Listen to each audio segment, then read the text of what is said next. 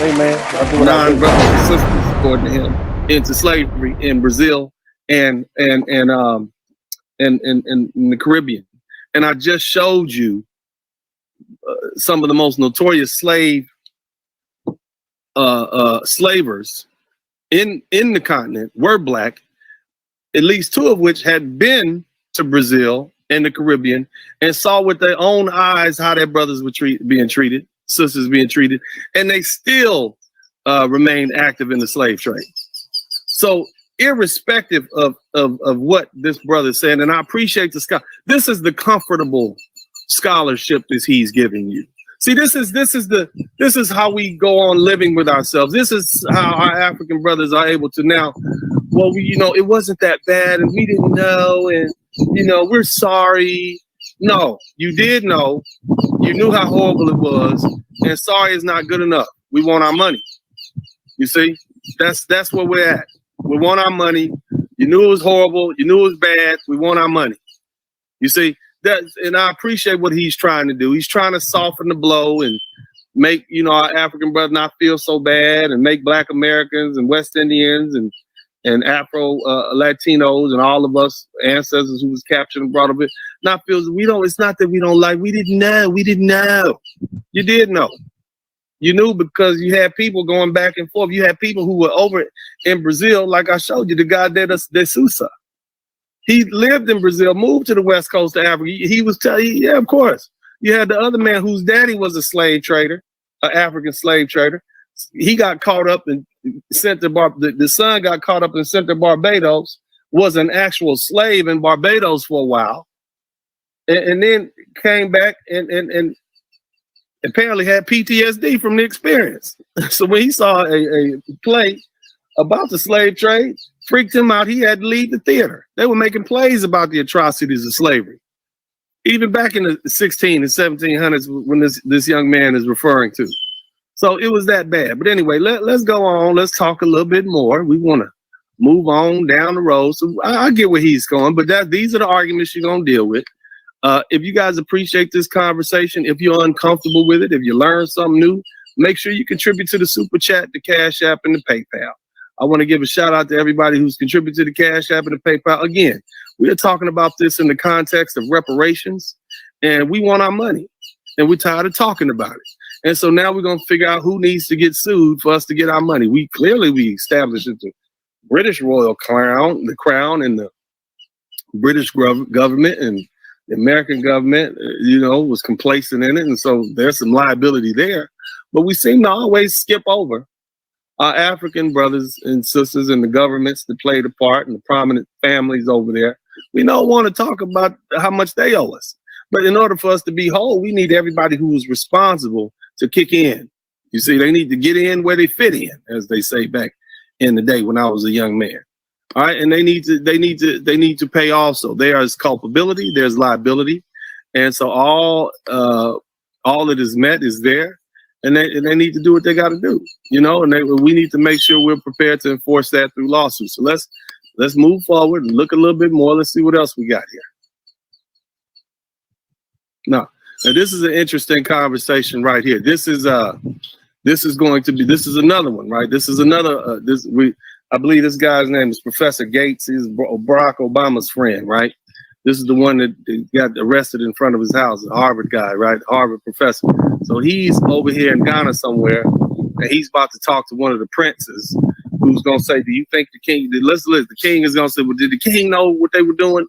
Do you think they knew? Let's listen. What's that? The Ashanti sold the Europeans prisoners of war and their own criminals. A large part of their wealth and glory was based on slavery. I wanted to know if they had. Now, what we're doing is we're digging into the different tribes, right? So this is the Ashanti tribe. It's a black girl who's a singer in America named Ashanti, right? The Ashanti was some of the biggest slave traders on the West Coast. All right, so now we're going to talk to the Ashanti prince and see if his daddy knew that he was selling black folks into slavery and what type of slavery it was going on. They made their wealth doing this. They made plenty of money doing this. So now we're going to talk about, so he's going to, just listen to what the brother has to say. All right, let's check this out. Any regrets?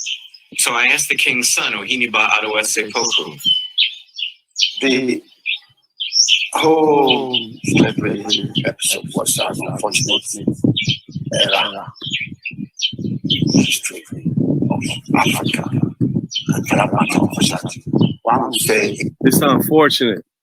The whole slave era was unfortunate. You gotta do better than that, Prince.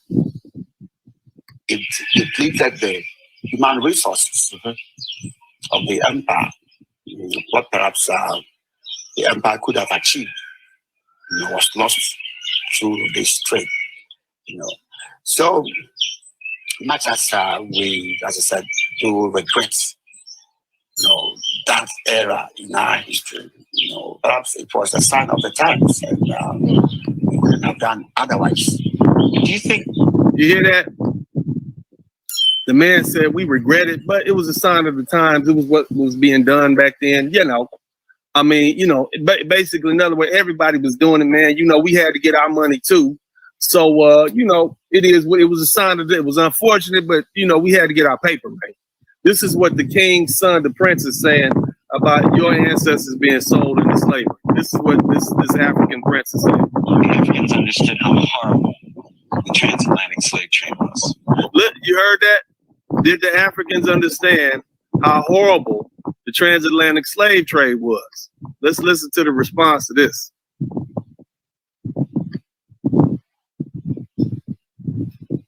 Perhaps it was a sign of the times, and we couldn't have done otherwise. But do you think the Africans understood how horrible the transatlantic slave trade was? No. I mean, I don't think they knew.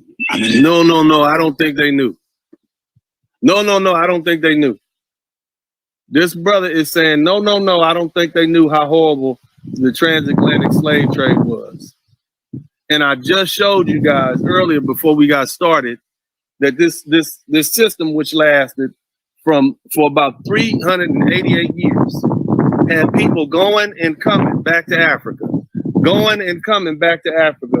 and some who were over there in Brazil came back to Africa and became slave traders.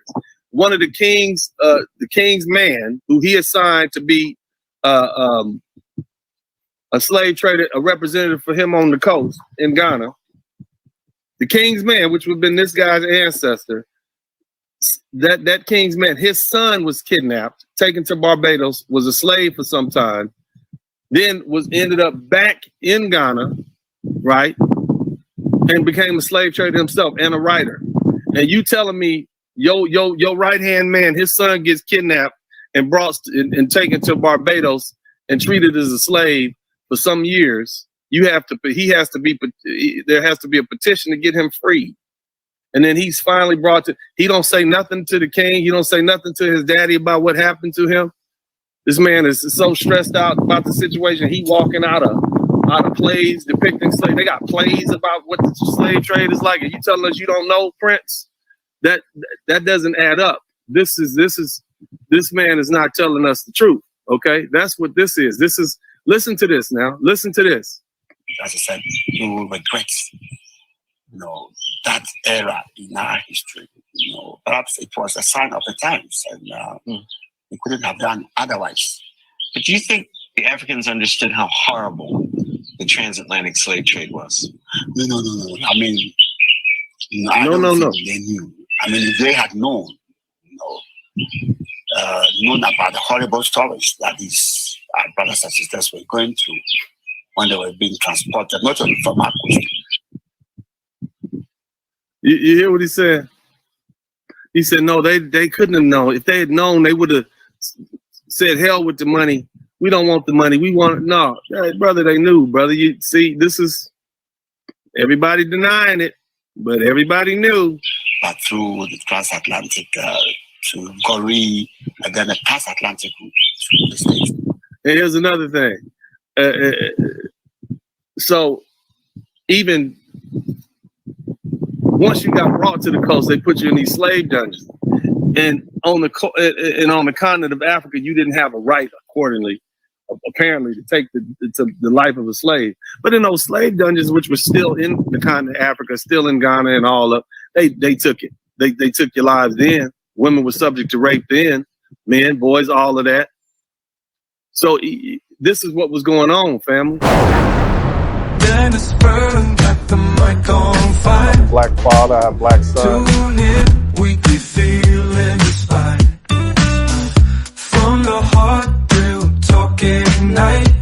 Every episode brings to light. Subscribe, hit the like, won't you dare. Share the love, you know it's family. Join us every week, don't be late. Drop some coins in the collection plate. Drop some coins, enjoy the ride. Come say hi, catch the wave, don't pass by. Lifted spirits always in sight. In this podcast, joy takes flight. Subscribe, hit the like, won't you dare. Share the love, you know it's fair. Join us every week, don't be late. Drop some coins in the collection plate. Drop some coins. Donation. I thought it was a class.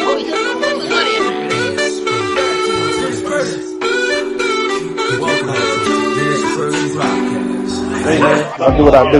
You know that.